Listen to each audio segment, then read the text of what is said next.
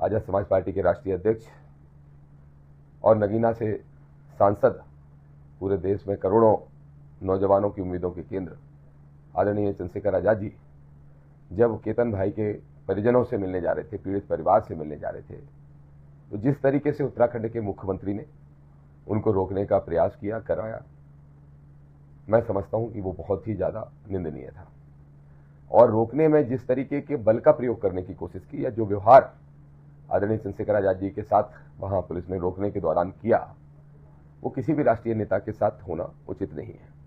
भाजपा शासित राज्यों के मुख्यमंत्रियों से और भाजपा शासित केंद्र सरकार से किसी गलतफहमी में ना रहे।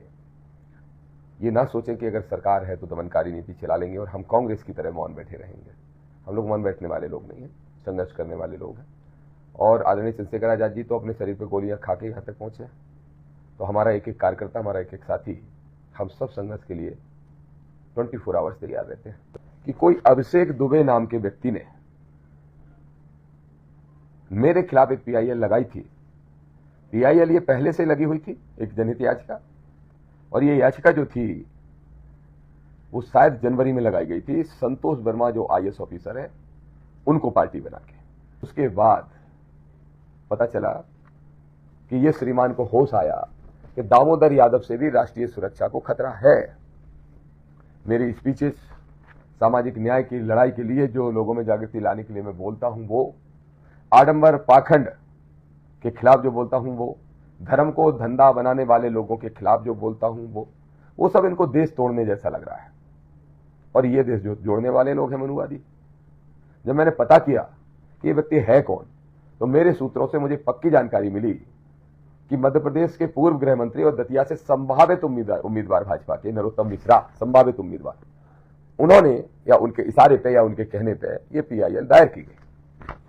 अब इस PIL में जो पहले से चल रही थी, रिस्पॉन्ड नंबर 7, ये देखिए, ये रिस्पॉन्ड नंबर 7, ये हाईकोर्ट की सारी सील लगी है, डेट्स भी लिखी हुई है। इसमें रिस्पॉन्ड नंबर 7 मुझे इन्होंने बनाया। पर इस तरह के षड्यंत्र अगर करना चाहते हो तो ध्यान से सुन लो नरोत्तम जी, अब आपका मुकाबला दामोदर यादव से है, किसी गलतफहमी में मत रहना। झुकने वाले नहीं है, दबने वाले नहीं है, और बिकने खरीदने वालों की तो औकात ही क्या, अडानी अंबानी की औकात नहीं खरीदने की, तुम जैसे लोगों की तो हैसियत क्या है। तो ये षड्यंत्र करोगे, चलो ये षड्यंत्र भी तुमको मुबारक। माननीय उच्च न्यायालय जबलपुर ने डबल बेंच ने रिजेक्ट कर दिया। रिजेक्ट मतलब मेरे खिलाफ किसी प्रकार की कार्यवाही मिश्रा जी आप नहीं करवा पाए कोर्ट से।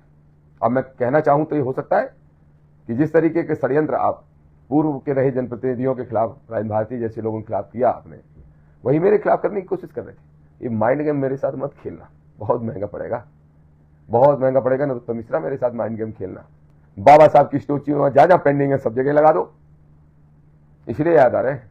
और क्या कह रहे हैं, क्या किसी ने मूर्ति नहीं लगवाई, जो मुझे गाली दे रहे हैं उन्होंने मूर्ति नहीं लगवाई। पता कर लो, तुम 200 मूर्तियों की बात कर रहे हो, हजारों मूर्तियां दामोदर यादव और उसके साथी पूरे प्रदेश भर में लगवा चुके हैं, पूरे प्रदेश में। और मूर्ति हम वोट के लिए नहीं लगवाते, ये मूर्ति रुतबा है इस चीज का कि ये देश हमारा है, ये संविधान हमारा है। और मनुवादियों, संविधान को नुकसान पहुंचाने की कोशिश मत करना, ये माई बाप है बाबा साहब अम्बेडकर हमारे, ये दिखाते हैं, इसलिए लगाते हैं, सम्मान से जगह जगह लगाते हैं। लेकिन अगर तुमने 200 मूर्तियां भाई लगवाई भी तो तुड़वाई कितनी? जो मूर्तियां तोड़ते हैं उनको बचाता कौन है? मनुवाद का सबसे बड़ा चेहरा हो आप कह रहे हो ना, वो मुझे मनुवादी कह रहे हैं। हाँ यार, मनुवादी 100% मनुवादी, 100%। और अगर मनुवादी नहीं हो नरोत्तम मिश्रा तो इस बात का जवाब दो, ग्वालियर हाईकोर्ट परिसर में बाबा साहब अंबेडकर की मूर्ति नहीं लगेगी तो क्या मनु की लगेगी? तुम्हारे किसकी लगेगी? क्यों रोका गया? किसकी है सरकार? किसकी सरकार है? चाहे आप हो चाहे मोहन यादव मुख्यमंत्री, क्यों नहीं लगी बाबा साहब अंबेडकर की मूर्ति? और किसने नहीं लगने दी? कोई एक वकील है, उसका नाम मुझे ठीक से याद नहीं रहता, पता नहीं कुछ अजीब सा बात करता है, अजीब सा दिखता है, लेकिन वो मिश्रा ही सरनेम है। मुझे बाद में पता चला कि वो तो आपके द्वारा संरक्षित है। और अगर तुम्हारे द्वारा भाई संरक्षित नहीं है तो मैं सीधी सी बात कर रहा हूं, और आप में अगर हिम्मत है तो चलो, अगर वास्तव में बाबा साहब को मानते हो तो गली कूचों की मूर्तियों से की बजाय वहां तो हम सब लगा लेंगे, हम सक्षम है बहुजन समाज के लोग, चंदा भी कर लेंगे, मूर्तियां भी लगा लेंगे। तुम्हारी भीख और टुकड़ों की जरूरत नहीं है बहुजन समाज को। लेकिन अगर वास्तव में बाबा साहब का सम्मान करते हो तो चलो मेरे साथ, बात करो अपने मुख्यमंत्री मोहन यादव से, और चलो ग्वालियर हाईकोर्ट में हमने मूर्ति तैयार रखाई है, हमारे वहां आजाद समाज पार्टी भीम आर्मी कार्यकर्ताओं ने ढेर संघर्ष किया, बहुत संघर्ष किया, चाहे हमारे राय सिंह बौद्ध हो, चाहे मकरंद बौद्ध हो, चाहे सैकड़ों हजारों कार्यकर्ता रहे, सबने संघर्ष किया। मैंने तो पूरी यात्रा निकाली नागपुर से दीक्षा भूमि से लेकर ग्वालियर हाईकोर्ट तक, तब भी तुम्हारी ही पुलिस के द्वारा डबरा के बाहर रोक दिया कि कहीं डबरा में ना घुस जाए, नहीं तो पूरी तुम्हारे नवग्रह मंदिर की पोल खोल दे। तो चलो, अगर वास्तव में बाबा साहब को मानते हो तो चलो मूर्ति लगवा लो, चलता हूं मैं आपके साथ। और अगर ग्वालियर हाईकोर्ट में मेरे साथ चल के मूर्ति लगवाने को तैयार हो तो मैं कह दूंगा, हाँ भाई, चुनाव के दबाव में ही सही, वोटों के लालच में ही सही, लेकिन इस व्यक्ति ने एक ढंग का काम कर दिया। अब पूछो अपने चेले चमचों से, जो 2-4 समाज के कुछ दलाल पाल रखे, उनसे पूछो, और उनको भी ज्ञान नहीं होगा, क्योंकि सच्चा अम्बेडकरवादी, सच्चा संविधानवादी बीजेपी में तो हो ही नहीं सकते। तो ये कहते थे दामोदर यादव तो धर्म विरोधी, सनातन विरोधी, क्या क्या कहते थे। नरोत्तम मिश्रा क्यों चुप हो, धीरेन्द्र शास्त्री क्यों चुप हो, कहां गए राम मंदिर के 200 करोड़ रुपए, कौन सा चंपत लेके चंपत हो गया, कौन। धीरेन्द्र की पर्ची नहीं निकल रही, ना नीट के एग्जाम जो लीक हुआ पेपर, उसके लिए धीरेन्द्र शास्त्री की पर्ची नहीं निकली। धीरेन्द्र शास्त्री की पर्ची अब फिर नहीं निकल रही है कि किसने पैसे की चोरी की। और धीरेन्द्र शास्त्री कह रहा है, भैया वो जब राम का नुकसान कर सकते हैं तो हमारा भी कर देंगे, ये नौटंकीबाज लड़के। अब नरोत्तम मिश्रा बहुत धर्म प्रेमी हो, क्यों नहीं बोले, जो राम के नाम पे राजनीति कर करके तुम्हारी पार्टी खड़ी हुई है, अब क्यों चुप हो नरोत्तम मिश्रा, जवाब दो। कितने धर्म प्रेमी हो, कितने हिंदूवादी हो, कितने सनातनी हो। तो आज योगी जी भी चुप हैं, आज मोहन यादव जी भी चुप हैं अयोध्या के मामले में, आज नरोत्तम मिश्रा जी भी चुप हैं, आज धीरेन्द्र शास्त्री जी भी चुप हैं, आज प्रदीप मिश्रा जी भी चुप हैं, एक और है वो कौन से अनुराधाचार्य जी, वो चुप हैं, सारे चुप हैं। तो धर्म को ये लोग धंधा नहीं बना रहे। मैं सही था, सही हूं भाई, और सही रास्ते पे चलूंगा। ये गलत थे, गलत है, लेकिन इन गलतों को ठीक करने का काम हमारा और आपका सबका है। राष्ट्रीय अध्यक्ष आजाद समाज पार्टी के आदरणीय चंद्रशेखर आजाद जी को, उनको जय भीम करता हूं, और आजाद समाज पार्टी के देश भर के सभी कार्यकर्ता साथियों को जय भीम करता हूं, और उनके साथ साथ पूरे देश के अंदर जितने भी संविधानवादी और मानवतावादी लोग हैं, उन सभी को भी जय भीम करता हूं। साथियों, 3-4 विषयों पर बात करने के लिए आज आपके बीच में फेसबुक लाइव आया हूं। सबसे पहले तो मैं उत्तराखंड सरकार की आलोचना करना चाहता हूं। मैंने देखा कि परसों के दिन आजाद समाज पार्टी के राष्ट्रीय अध्यक्ष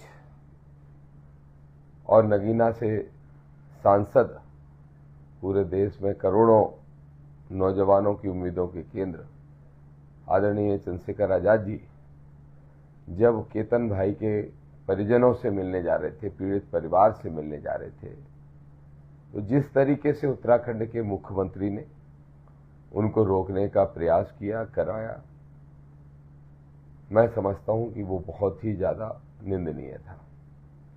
और रोकने में जिस तरीके के बल का प्रयोग करने की कोशिश की, या जो व्यवहार आदरणीय चंद्रशेखर आजाद जी के साथ वहां पुलिस ने रोकने के दौरान किया, वो किसी भी राष्ट्रीय नेता के साथ होना उचित नहीं है।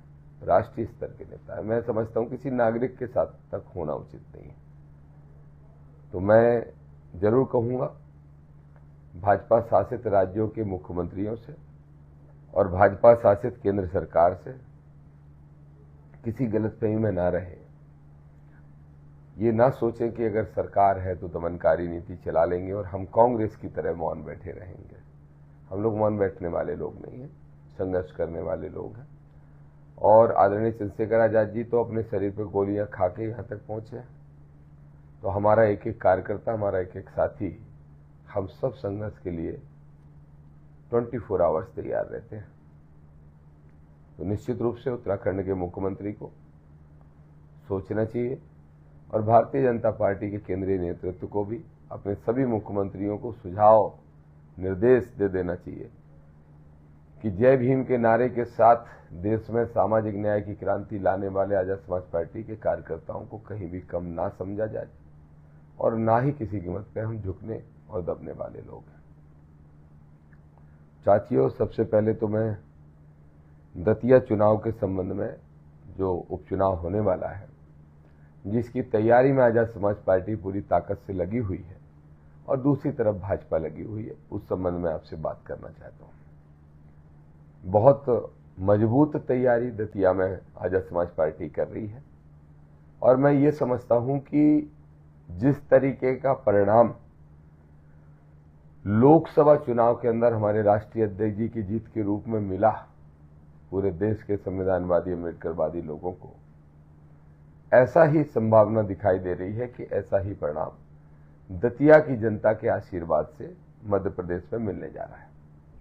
लोकसभा में हमारा खाता ऑलरेडी खुल चुका है और ऐसा खाता कि एक सांसद सब पे भारी, वैसा ही संभावना है कि मध्य प्रदेश में भी होगा।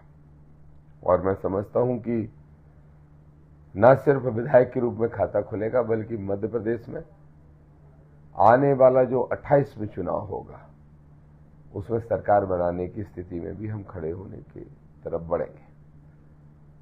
चाहे 2026 में तमिलनाडु में एक अम्बेडकरवादी ने प्रयास किया, वो सफलता मिली।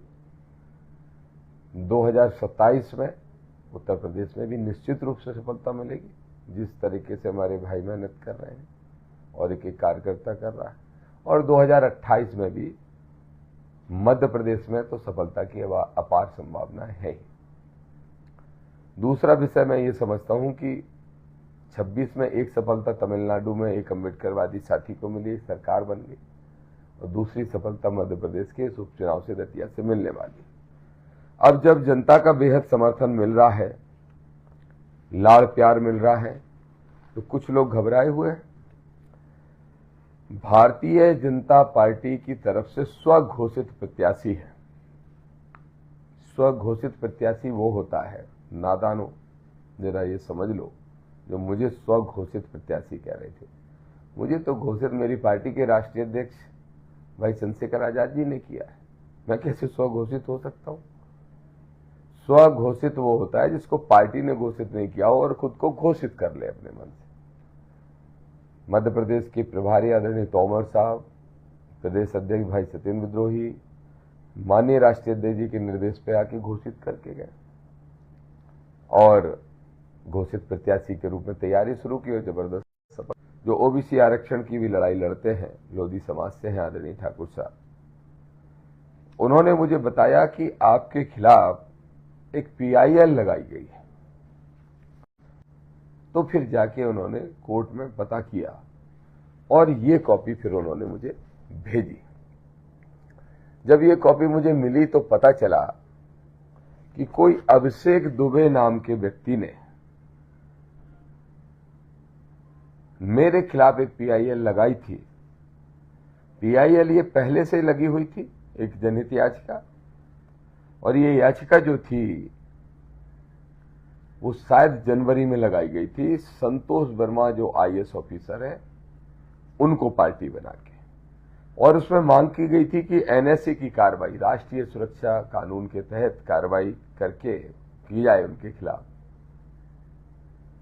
फिर उसके बाद लगभग 4 महीने बाद जब दतिया का विधायक की सदस्यता समाप्त हो जाती है और Azad Samaj party as a candidate मुझे घोषित कर देती है, उसके बाद पता चला कि ये श्रीमान को होश आया कि दामोदर यादव से भी राष्ट्रीय सुरक्षा को खतरा है।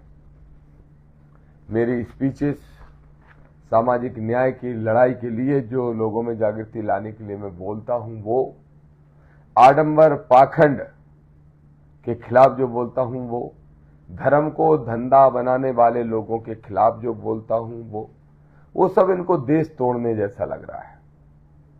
और ये देश जो जोड़ने वाले लोग हैं मनुवादी। जब मैंने पता किया कि ये व्यक्ति है कौन, तो मेरे सूत्रों से मुझे पक्की जानकारी मिली कि मध्य प्रदेश के पूर्व गृह मंत्री और दतिया से संभावित उम्मीदवार भाजपा के नरोत्तम मिश्रा, संभावित उम्मीदवार, उन्होंने या उनके इशारे पे या उनके कहने पे ये PIL दायर की गई। अब इस PIL में जो पहले से चल रही थी, रिस्पॉन्ड नंबर 7, ये देखिए, ये रिस्पॉन्ड नंबर 7, ये हाई कोर्ट की सारी सील लगी है, डेट्स भी लिखी हुई है। इसमें रिस्पॉन्ड नंबर 7 मुझे इन्होंने बनाने के लिए कोर्ट से अपील की, और इनने अपील की कि दामोदर यादव पर NSA की कार्रवाई की जाए। मेरी जो जुबान चलती है सामाजिक न्याय की लड़ाई के लिए, उससे इनको पीड़ा है, उसको बंद की जाए। 2 महीने पहले इनने कर दी, लेकिन हमें सूचना नहीं मिली थी। अब इसको समझना पड़ेगा आपको। 3 अप्रैल को आदरणीय राष्ट्रीय अध्यक्ष जी के बातचीत करने के बाद मैं वीडियो संदेश जारी करता हूं कि दतिया के चुनाव के लिए हम तैयार हैं, हमारी पार्टी पूरी ताकत से लड़ेगी और हमारे सबके सब साथी तैयारी में जुट जाएं। ये अपील की। जैसे ही ये अपील की और जैसे ही मेरा पहला दौरा हुआ, प्रदेश प्रभारी जी, प्रदेश अध्यक्ष जी सहित सभी लोग आए और जैसे ही उन्होंने दौरा करके घोषणा की और जैसे पहला कार्यकर्ता सम्मेलन उन्नाव रोड पे किसी वाटिका में हुआ और पहले कार्यकर्ता सम्मेलन में जो संख्या और जोश लोगों को देखने को मिल गया, उससे घबरा गए और प्लान करके जो 4 महीने पुरानी पीआईएल चल रही थी उसमें मेरा नाम घुसाने की कोशिश की। ये राजनीतिक षड्यंत्र नहीं है तो क्या है? नरोत्तम मिश्रा जी, इतना क्यों डर रहे हो? क्यों डर रहे हो? हार से इतना डर लगने लगा? मेरे ख्याल से आपके जीवन की दूसरी ही हार होगी ये, जो पिछले चुनाव में आपको मिली। अब ऐसी हारों के लिए तैयार रहिए या फिर राजनीति, चुनावी राजनीति को का मैदान छोड़ के भाग जाइए, आपके पास ऑप्शन है। पर इस तरह के षड्यंत्र अगर करना चाहते हो तो ध्यान से सुन लो नरोत्तम जी, अब आपका मुकाबला दामोदर यादव से है, किसी गलतफहमी में मत रहना। झुकने वाले नहीं है, दबने वाले नहीं है और बिकने खरीदने वालों की तो औकात ही क्या।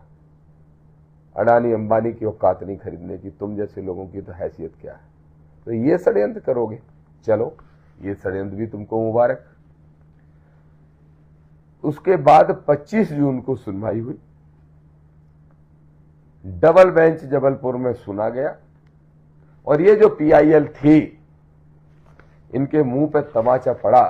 कल जब मैंने प्रेस कॉन्फ्रेंस की तो सिर्फ मुझे इसकी जानकारी हुई थी और कल शाम को ही मुझे पूरी जानकारी मिल गई कि कोर्ट ने डिसीजन भी दे दिया। डिसीजन के लिए 25 जून को सुनवाई करके रिजर्व कर दिया था, फिर डिसीजन भी दिया और ये है वो डिसीजन की कॉपी जिसमें एनएसए की कार्रवाई करने को गलत मांग मानते हुए माननीय उच्च न्यायालय ग्वालियर ने, माननीय उच्च न्यायालय जबलपुर ने, डबल बेंच ने रिजेक्ट कर दिया।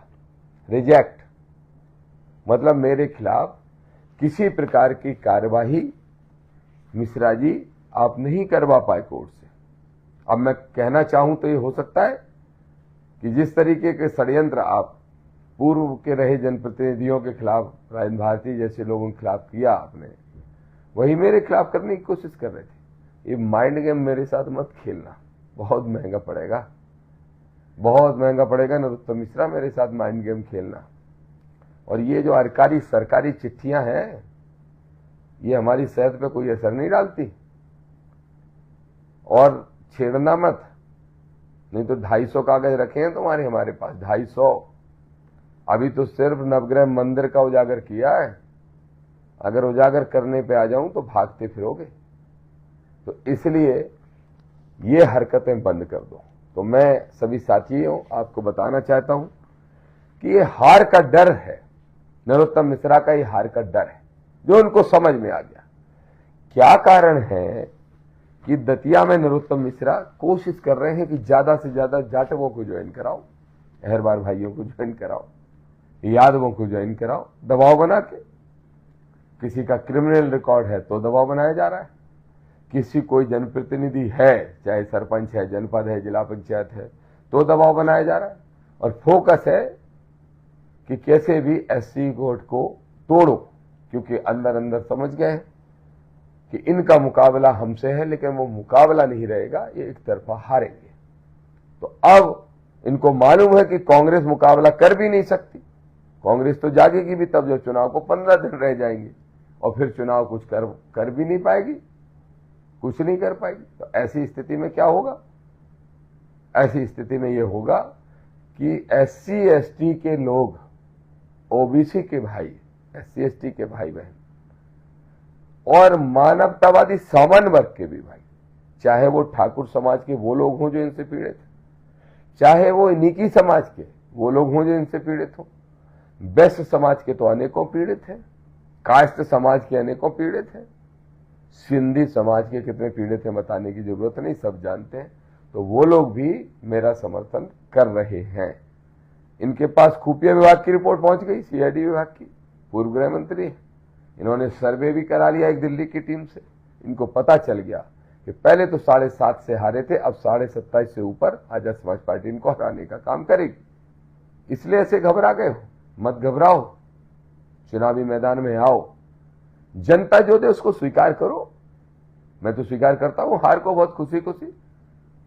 हार दे जनता तो जनता का आशीर्वाद और आदेश, जीत दे जनता तो जनता का आशीर्वाद, जनता का आदेश। इसलिए इस तरीके के षड्यंत्र मेरे भाइयों आपको पता चलना चाहिए कि जो जिस तरह से इनने राजन भारती के खिलाफ किया, वही षड्यंत्र करने की कोशिश मेरे साथ एक इनने छोटी सी की थी, जो कोर्ट ने इनको नकार दिया। इसमें हम सब साथियों की जीत हुई है। न्यायपालिका को बहुत बहुत धन्यवाद देना चाहता हूं कि ये किसी भी कीमत पे ऐसे लोगों के जो लोग न्यायपालिका को भी अपने अंडर समझते हैं, उनके मुंह पे एक तमाचा है। न्यायपालिका स्वतंत्र है और निश्चित रूप से सही निर्णय करेगी, ये स्पष्ट दिखाई दे रहा है। मेरे साथियों, एक बात और आपने देखी होगी, दतिया के चुनाव से संबंधित 2 बातें और करना चाहता हूं। नरोत्तम मिश्रा जगह एक भाषणों में कह रहे हैं, जो गलतियां हुई उनको क्षमा करो, फिर से हमको मौका दो, अब हम गलतियां नहीं करेंगे। इसका मतलब स्वीकार कर रहे हो। माफी मांगने का मतलब है कि आपको एहसास हो गया कि आपने गलतियां की हैं। अब आपको मैं बताता हूं जो आपके चेले चमचे दबाव में नहीं बता पा रहे, और दतिया की जनता की तरफ से बता रहा हूं, क्योंकि इतना भय तुमने भर रखा है लोगों के मन में कि जनता तो तुमसे कह नहीं सकती ये बात। क्या गलतियां आपने की? दतिया को लूटने का काम किया है। दतिया के 10 भूमाफिया हो, 2500 से मतलब नहीं, चेहरे वो होंगे, लेकिन असली बैकबोन आप हो, भूमाफिया आप हो। नरोत्तम मिश्रा, आप भूमाफिया हो दतिया में। दतिया के बड़े बड़े व्यापारियों की गर्दन दबा के पैसे छीनने वाले लुटेरे आप हो। दूसरे जिले से आके दतिया को लूटने वाले आक्रांता आप हो। दतिया के भाईचारे को खत्म करने वाले द्रोही हो आप। और इतना ही नहीं, भय और आतंक फैलाना ये आपकी फितरत में है। नरोत्तम मिश्रा, मैं आपको कब से जानता हूं, 30 साल पहले से कम आप जानते हो मुझे अच्छे से, मैं आपको जानता हूं। अब आप जानते हो तो इसलिए समझ गए कि अब मुकाबला गलती से हो गया। आप तो सोच रहे थे दामोदर क्यों लड़ेगा, वो तो सेवड़ा से लड़ता है। पर राष्ट्रीय अध्यक्ष जी और पार्टी के कार्यकर्ताओं की इच्छा और दतिया की जनता की इच्छा से कूद गया मैदान में। तो इतनी सारी गलतियां की हैं, अपहरणों के जिम्मेदार हो आप। मर्डर की राजनीति के पीछे भी जांच होगी तो आपकी भूमिका ऐसी संदिग्ध निकलेगी और हम कराएंगे जांच। धर्म को धंधा बनाने वाले हो आप। धर्म के प्रति आस्था रखने वाले लोगों के सच्ची भावनाओं से खिलवाड़ करने वाली गलती की है आपने। और इतना ही नहीं, एकल भोजन एकल विश्राम जैसी दमनकारी, शोषणकारी सोच और एक्टिविटी है आपकी और आपके परिवार के लोगों की। नरोत्तम मिश्रा जी, इसलिए बिल्कुल डिजर्व करते हो आप जो माफी मांग रहे हो। मांगो जितनी माफी मांगना है, लेकिन मुझे पूरा विश्वास है कि दतिया की जनता आपको माफ करने वाली नहीं है, क्योंकि 1 साल की गलती नहीं है, 15 साल का दंश झेल लिया उनने। 15 साल का दंश, 8 से 13, 13 से 18 और 18 से 23, और ये 2 साल भी कोई घर पे नहीं बैठे हो आप, बराबर दतिया के लोगों को परेशान करते रहे हो। बस चुनाव आ गया तो माफी पे आ गए हो। और मेरे दतिया के साथियों, सोचो, आदमी की असली पोल धीरे धीरे खुलती है। ये जब 2008 में आए थे तो 13-14 हजार से जीते थे, और फिर उसके बाद 8 के बाद जब 13 का चुनाव आया तो वही जीत 7-8 हजार पे रह गई। और जब 8 का चुनाव निकल गया, 13 का चुनाव निकल गया 8 के बाद, तो फिर अगला चुनाव आया तो 2,500 की जीत रह गई इनकी 18 में। और फिर जब 23 का चुनाव आया तो ये 7,500 से हार गए। और अब जब 26 में दोबारा ये चुनाव इनने ला दिया तो अब ये 27.5 से हारने का काम करेंगे। तो पहली चीज तो नरोत्तम मिश्रा, आपने गलतियां की हैं, आप डिजर्व करते हो, आप माफी मांगिए, लेकिन दतिया की जनता माफ करे ना करे ये जनता के ऊपर है। मुझे मालूम है कि वो माफ आपको नहीं करेगी, क्योंकि वो जानती है कि आप भेष बदल के फिर से आए हो हरण और चीर हरण करने, हरण भी और चीर हरण भी, ये ध्यान रखना। तो इसलिए दतिया की जनता जानती है, अच्छी तरह से समझ गई आपको, आपके जो परिवार के लोगों की एक्टिविटी रही है उसको भी। दूसरा मैं देख रहा हूं नरोत्तम मिश्रा, आजकल बाबा साहब अम्बेडकर बहुत याद आ रहे हैं। पहले कभी नहीं आए इनको इतने बाबा साहब अम्बेडकर याद। क्यों?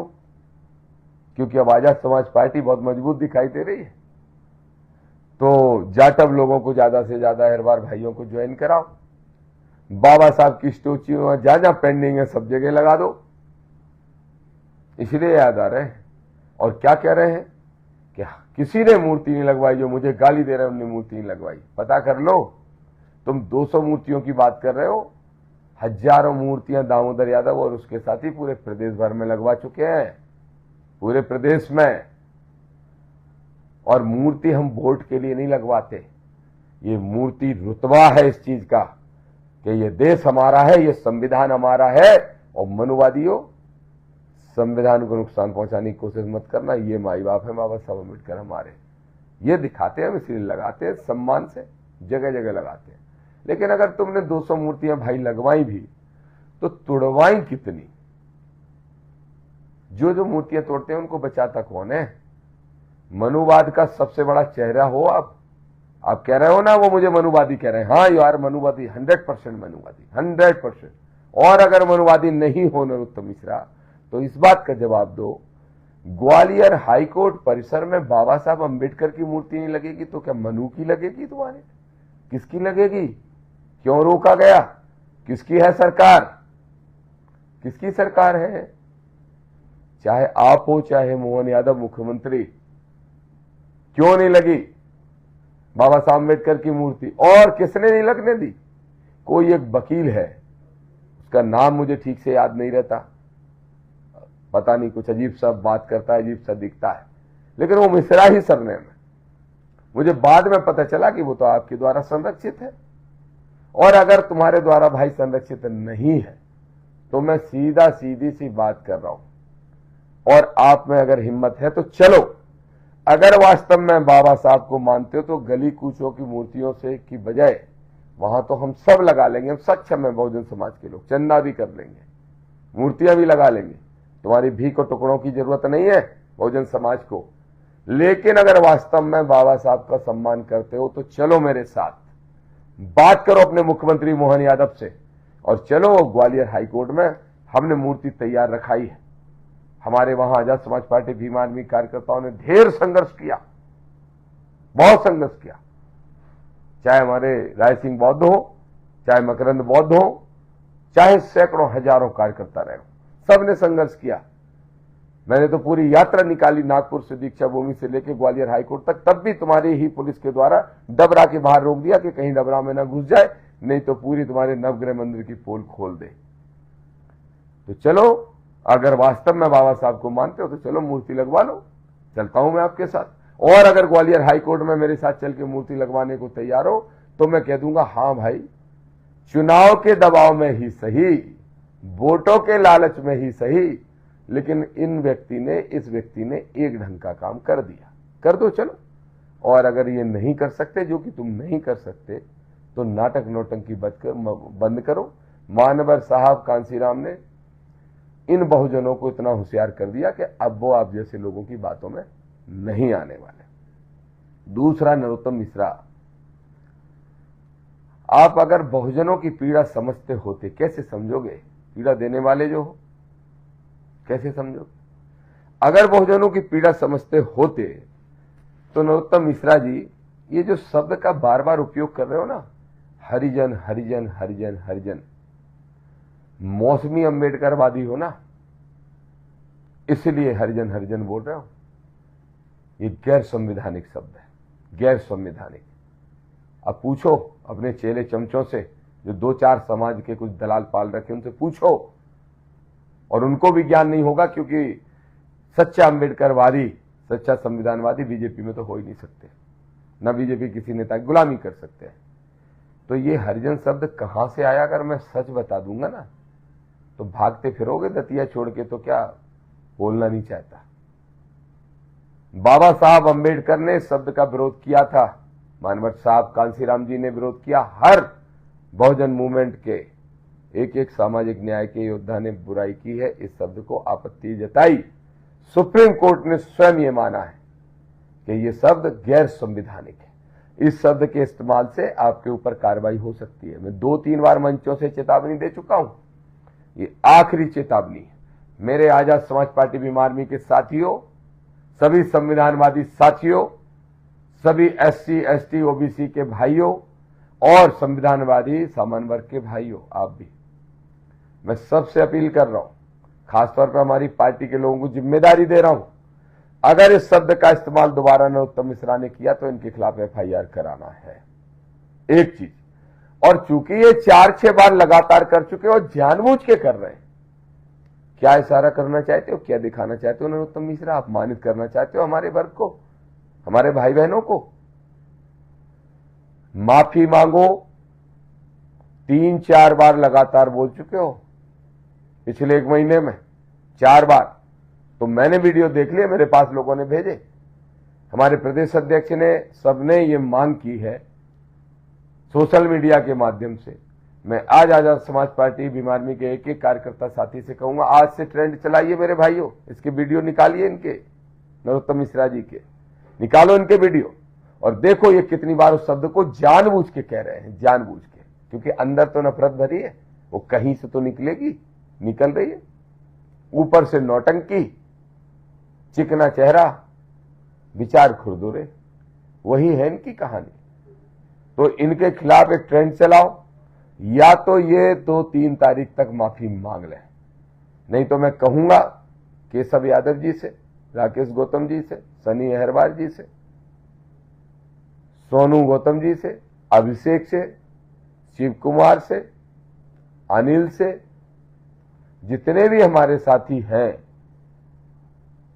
अमित लोधी जी, अमोल रावत जी, जो भी पार्टी के पदाधिकारी हैं, मंसूरी साहब, ढेर पदाधिकारी हैं दतिया जिले में, उन सब से कहूंगा कि अगर इन्होंने 3 तारीख तक माफी नहीं मांगी तो 4 तारीख को SP दतिया को आवेदन सौंपिए, लेके जाइए इनका भाषण और कायदे से अपने एडवोकेट से बनवा के ले जाइए वो आवेदन, और इनके खिलाफ FIR के लिए आवेदन दीजिए।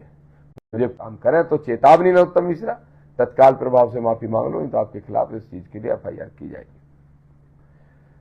दूसरा, दतिया जिले के प्रशासन के बारे में जरूर कहूंगा कि निश्चित रूप से दतिया जिले के प्रशासन ने विशाल कुशवाहा हत्याकांड में पुलिस प्रशासन ने बहुत तत्परता दिखाई।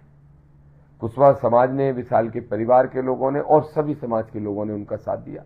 भाई केशव यादव जी को मैंने भेजा था और सब हमारे साथी गए थे, पार्टी के लोग भी, पदाधिकारी जिले के भी गए थे, और सब ने जब प्रशासन से बात की तो मैं कहूंगा कि जल्दी से जल्दी उन लोगों की गिरफ्तारी हो गई जो मनुवादी सोच के थे। उनके साथ वही व्यवहार हुआ जो एक क्रिमिनल के साथ किया जाता है, और अब दतिया कलेक्टर से उम्मीद करता हूं कि तत्काल प्रभाव से उस परिवार को लाइसेंस भी दे दिए जाए, ये भी मैं उम्मीद करता हूं।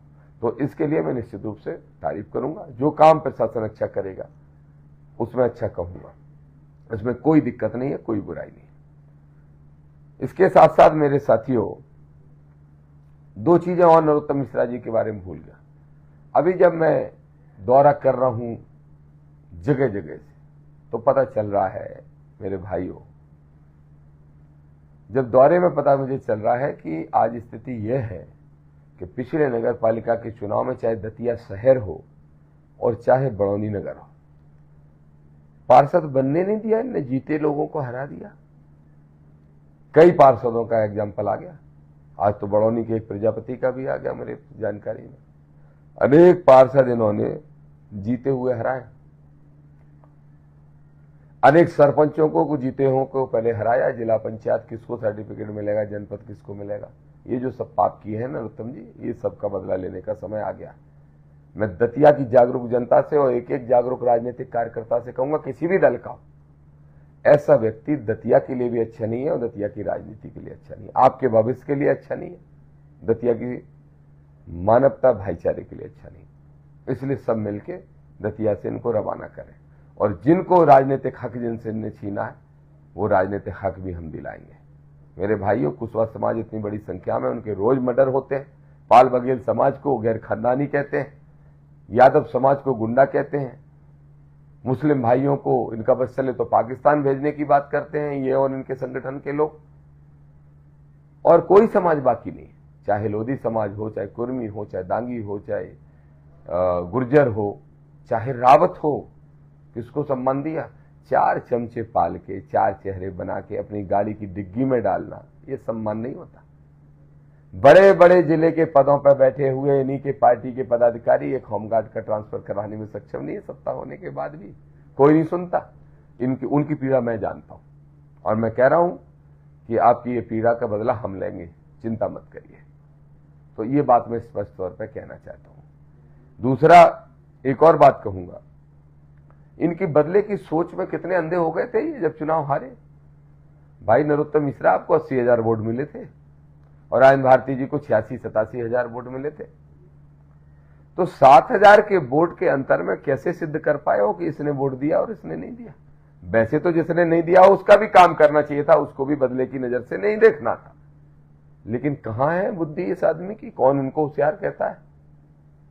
क्यों नहीं समझ पाए? कैसे ये आपने तय कर लिया कि ये आदमी ने दिया होगा, ये आदमी नहीं दिया होगा? अगर कोई डीपी फूक गई है उसके लिए गया है, किसी का पानी नहीं आ रहा उसके लिए गया है, फर्जी बिल के लिए गया है, तो क्या हुआ है? तो क्या किया? पहले गांव की लिस्ट देखो, इनके गांव से 50 वोट से जीते कि 100 वोट से हारे, नहीं होगा तुम्हारा काम। अब उनके पास जाके कह रहे हैं माफ कर दो, कोई माफ नहीं करने वाला मिश्रा जी। और मेरे दतिया के साथियों, तैयार रहो, हम पूरी ताकत से चुनाव लड़के इनको हराएंगे। ये चुनाव 2 व्यक्तियों के बीच में नहीं, 2 विचारधाराओं के बीच में। संविधानवादी विचारधारा, बाबा साहब अम्बेडकर ने जो लिखा है, मानवतावादी विचारधारा, समाज को एक करने की विचारधारा, युवाओं को रोजगार देने की विचारधारा, माता बहनों को सम्मान देने के साथ साथ उनको भी अपने पैर पर खड़ा करने की विचारधारा, शिक्षा और स्वास्थ्य में समानता, समान अवसर, समान सुविधाएं लाने की विचारधारा, ये सब विचारधारा आजाद समाज पार्टी की है, हमारी है, हमारे एक कार्यकर्ता की, आदरणीय चंद्रशेखर आजाद जी की। और जाति के आधार पर ऊंचा नीचा देखने वाली विचारधारा इनकी, आरक्षण के विरोध की विचारधारा इनकी, जाति में फूट डालो राज करो की विचारधारा इनकी, भारतीय संविधान को खत्म करके मनुविधान को लागू करने की विचारधारा इनकी, गरीब गुरबों को सताओ, पुलिस का डंडा दिखा के राज करने की विचारधारा इनकी। और जो इनका विकास है उसकी भी पोल खोलता हूं। क्या है विकास? एयरपोर्ट बना दिया, हवाई जहाज कितने उतर रहे हैं मिश्रा जी? कितने? बता दीजिए कितने उतर रहे हैं, अगर बता सकते हैं तो बता दीजिए। मैंने एयरपोर्ट बनाया जहां तांगा चलते थे, अचार डाले तुम्हारे एयरपोर्ट का, पहली चीज। चलो एयरपोर्ट बना भी दिया, 1% लोग भी नहीं होते जो फ्लाइट में यात्रा कर पाते। गरीबों के लिए क्या किया, गांव के लिए क्या किया, किसानों के लिए क्या किया, मजदूरों के लिए क्या किया? क्या 18 साल में इस दतिया के बेरोजगार नौजवानों के लिए एक फैक्ट्री भी खोली है आपने?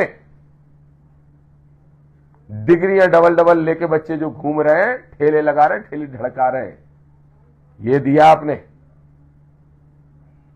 दतिया को भय दिया, भ्रष्टाचार दिया। अस्पताल बनाने से काम नहीं, बिल्डिंगें बनाने से नहीं होता विकास। ऐसा अस्पताल नहीं चाहिए जिसमें डॉक्टर नहीं हो, सारी सुविधाएं ना हो, और बिल्डिंगें बनवा दो जिससे आपके लोग कमीशन खा सके। ऐसे रोड नहीं चाहिए जो साल में 2 बार उखड़ते हो। यह है विकास। बिजली के बिल आएंगे लेकिन बिजली नहीं आएगी, ट्रांसफार्मर बदले नहीं जाएंगे, रोज केस झूठे बनेंगे लोगों पे, यह है विकास। इस सारे विकास की इनकी पोल नरोत्तम मिश्रा की खुल चुकी है। इसलिए मेरे साथियों, पूरी ताकत से साथ देने का काम करिए, ये हम आपसे निवेदन विनती प्रार्थना करते हैं।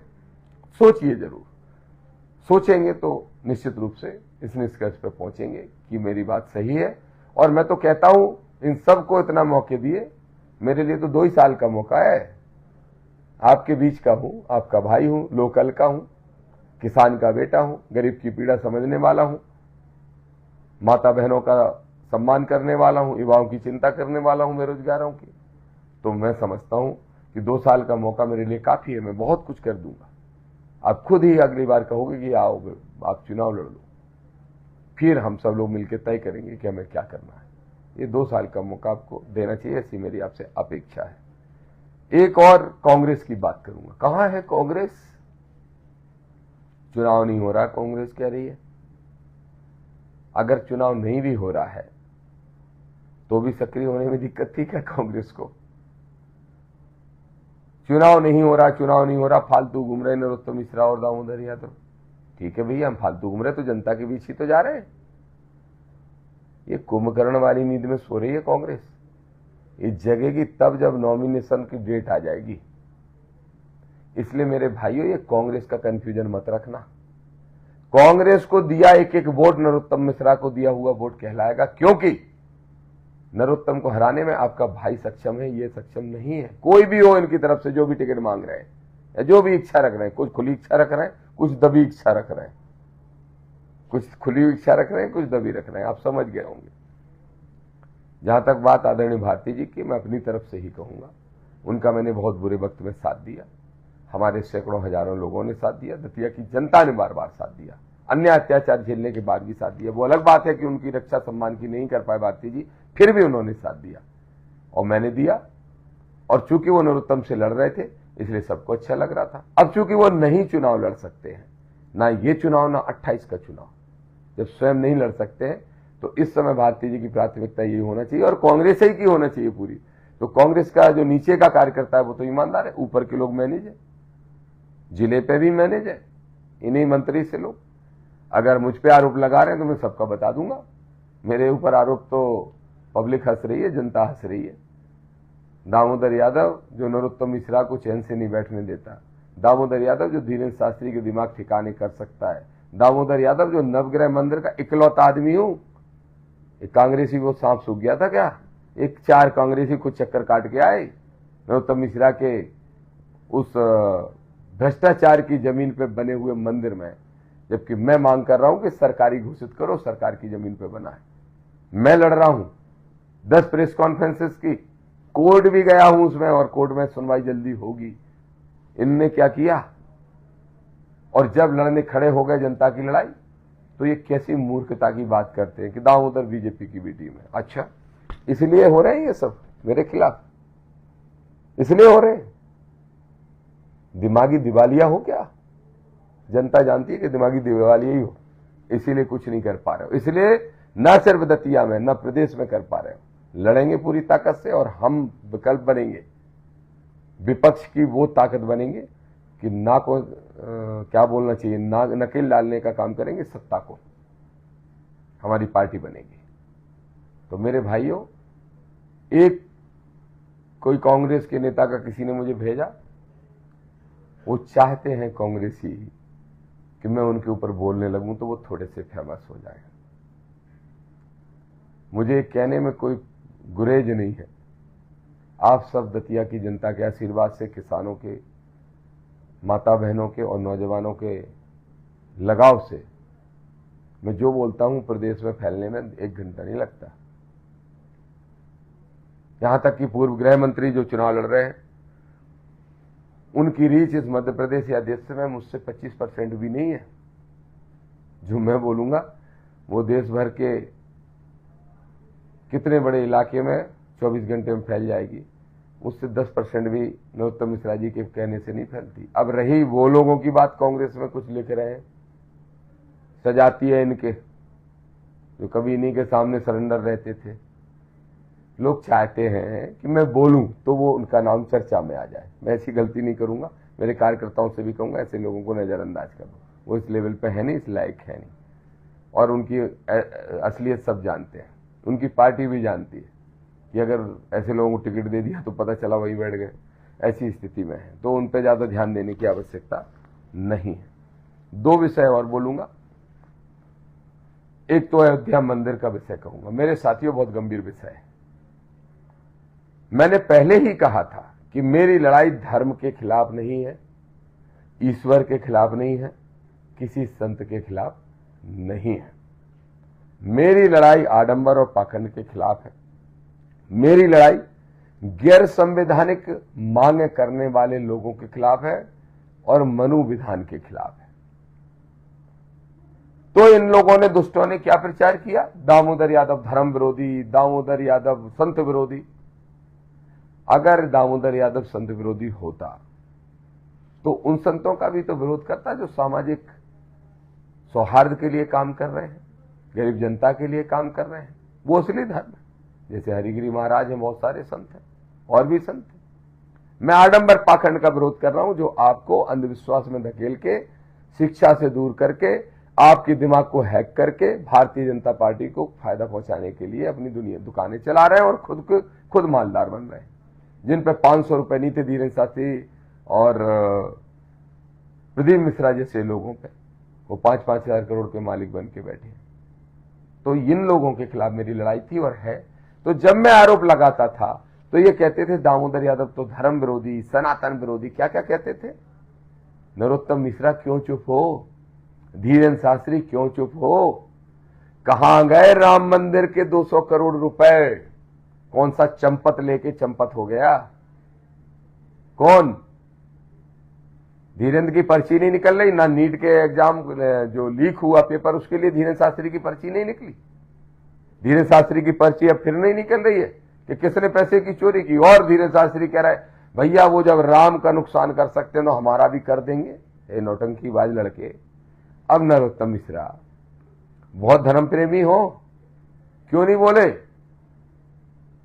जो राम के नाम पे राजनीति कर करके तुम्हारी पार्टी खड़ी हुई है, अब क्यों चुप हो? नरोत्तम मिश्रा जवाब दो। कितने धर्म प्रेमी हो, कितने हिंदूवादी हो, कितने सनातनी हो? जो राम को लाए हैं हम उनको लाएंगे, तुम लाओगे? इसका मतलब राम तुमसे छोटे हैं, ये कहना चाहते हो कि तुम राम को लाए हो दुनिया में, तुम्हारी पार्टी लाई है, तुम्हारे नेता लाए हैं। और अब जब राम के नाम पे गरीब लोगों ने, पिछड़े लोगों ने, किसानों ने चढ़ावा कर दिया धर्म और आस्था के चक्कर में, तो लूट खाया। अब तुम्हारे पास मुंह सिल गया। तो मेरे भाइयों, जो मैं कहता था वो सब सही सिद्ध हो रहा है कि नहीं? चाहे धीरेन्द्र का मामला हो, चाहे नरोत्तम का मामला हो, चाहे अयोध्या का मामला हो, चाहे दतिया में आस्था का केंद्र पीताम्बरा पीठ का मामला हो। कैसी लड़ाई हुई दो गुटों के बीच में, और वो दोनों ही गुट आज लोगों को कन्विंस कर रहे हैं कि दामोदर यादव को वोट मत देना। सब पता चलता है मुझे। ध्यान रखो, जहां जहां दुकानें चल रही हैं सारी दुकानों का इंतजाम करूंगा। आस्था से खिलवाड़ नहीं करने दूंगा। आस्था से खिलवाड़ नहीं। गरीब शोषित वंचित वर्ग अगर आस्तिक है और अगर ईश्वर में आस्था रखता है, किसी धार्मिक स्थान में आस्था रखता है, तो वहां तुम्हारी दुकानें नहीं चलने दूंगा। हाँ, ठीक समझ रहे हो, करो मेरा विरोध जितना कर सकते हो, करो पूरी ताकत लगा के। नहीं बचेंगी तुम्हारी दुकानें।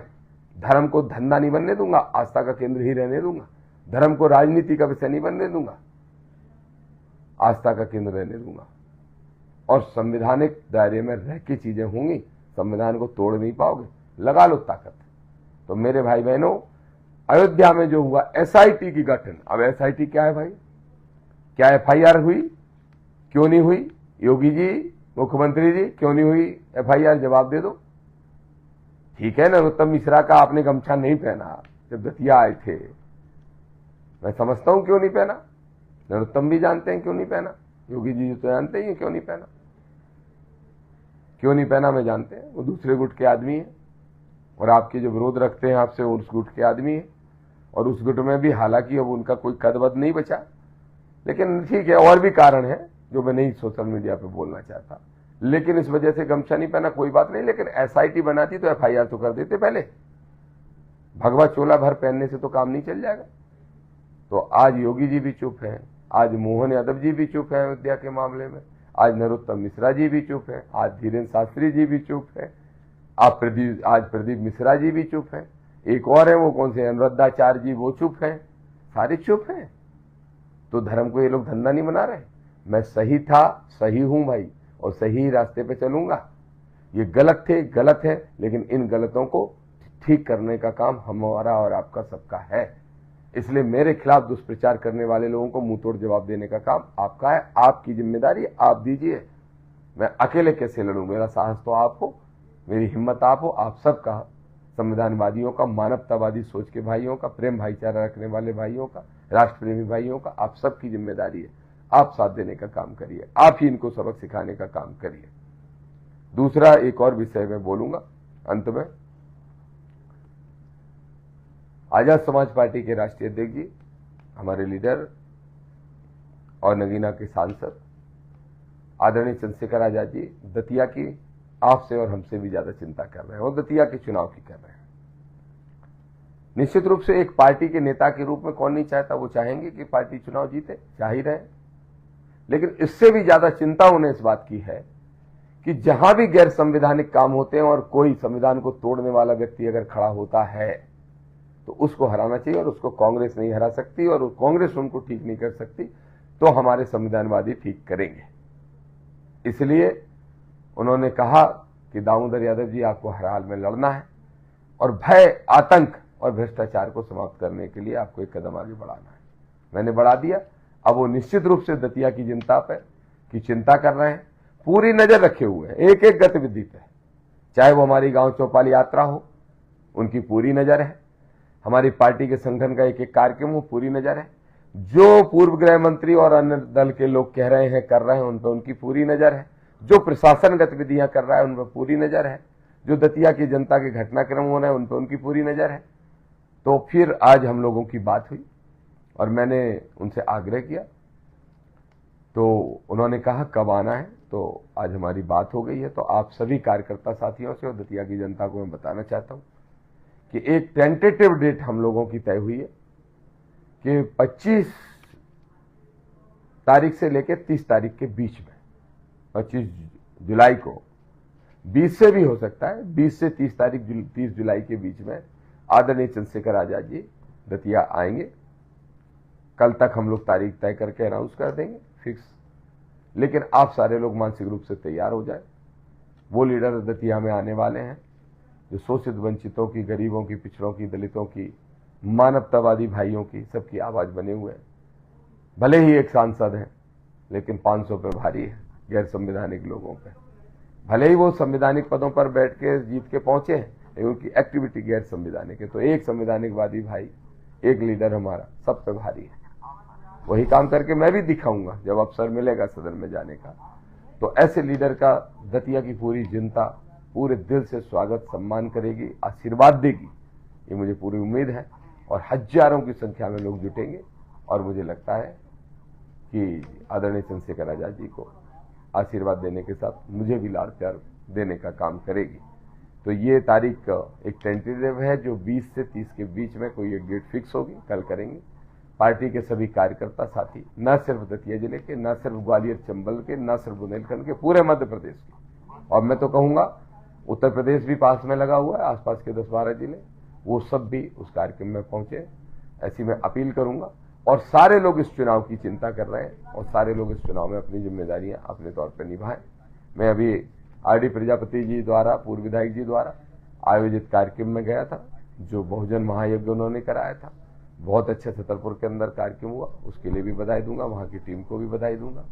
और अपेक्षा करता हूं कि अब सारे साथी पूरे देश के, क्योंकि ये दतिया का चुनाव दो व्यक्तियों के बीच में नहीं बल्कि दो विचारधाराओं के बीच में, हमें अपनी विचारधारा को जिताना है। इसलिए सारे लोग अपनी अपनी जिम्मेदारी दतिया में संभाल लें और एक एक वोट पे काम करें।